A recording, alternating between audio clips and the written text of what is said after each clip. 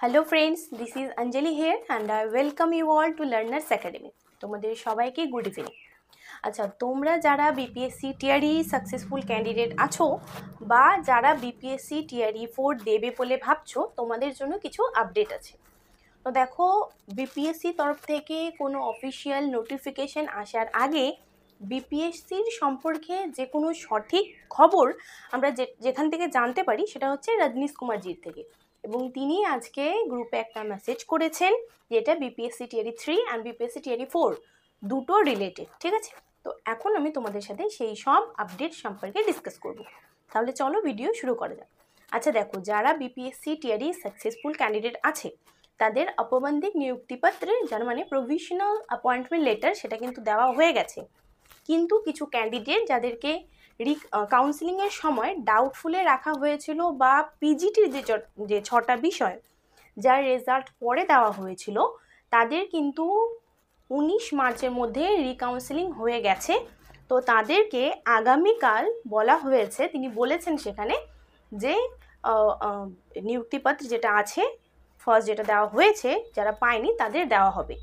এবং এই রিকাউন্সিলিংয়ে কিছু স্টুডেন্ট ছিল যাদের কাউন্সিলিং হয়নি, তাদের আবার কাউন্সিলিংয়ের ডেট দেবে এবং 10 এপ্রিলের মধ্যে কিন্তু তাদেরও এই প্রভিশনাল অ্যাপয়েন্টমেন্ট লেটারটা দিয়ে দেওয়া হবে।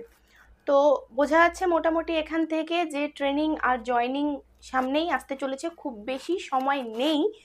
আর যেহেতু বাকি যারা এই নিযুক্তিপত্র পেয়ে গেছে তাদের তো 5 তারিখ থেকে 12 তারিখের মধ্যে ডেট দিয়েছে 3টে ব্লক চয়েস করার জন্য। তো আশা করা যেতে পারে এপ্রিল থেকে মের মধ্যে মেবি জয়নিং কমপ্লিট হয়ে যাবে। আর এই টিআরই 3 পুরো ব্যাপারটা শেষ হয়ে গেলেই কিন্তু টিআরই 4 এর নোটিফিকেশন চলে আসবে। এবং তিনি বলেছেনও হয়তো মে মাসের লাস্টের দিকে বা জুন মাসের ফার্স্ট উইকের মধ্যে কিন্তু টিআরই 4 এর নোটিফিকেশন চলে আসবে এবং একটা বড় ভ্যাকেন্সির সাথে। তাই তোমরা যারা টিআরই 4 নিয়ে ভাবনা চিন্তা করছো কিন্তু প্রিপারেশন স্টার্ট করোনি, আমি তাদের বলবো যে খুব বেশি সময় কিন্তু নেই, বা নোটিফিকেশন আসার পরে এক্সামের মাঝখানে কিন্তু খুব বেশি সময় হয়তো দেবে না। তাই তোমরা যদি চাও যে হ্যাঁ এই অল্প সময়ের মধ্যেই একটা সরকারি চাকরি পেতে, নিজেকে শিক্ষক হিসেবে দেখতে, তাহলে কিন্তু প্রিপারেশন বেশি লেট না করে শুরু করে দাও।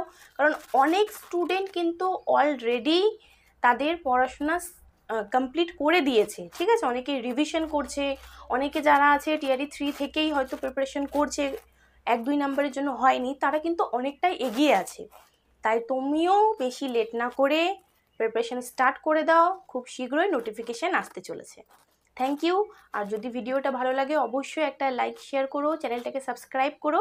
আর টিআরই 4 বা টিআরই 3 রিলেটেড যদি কোনো তোমাদের মনে কোয়েশ্চেন থাকে তাহলে অবশ্যই কমেন্ট করো।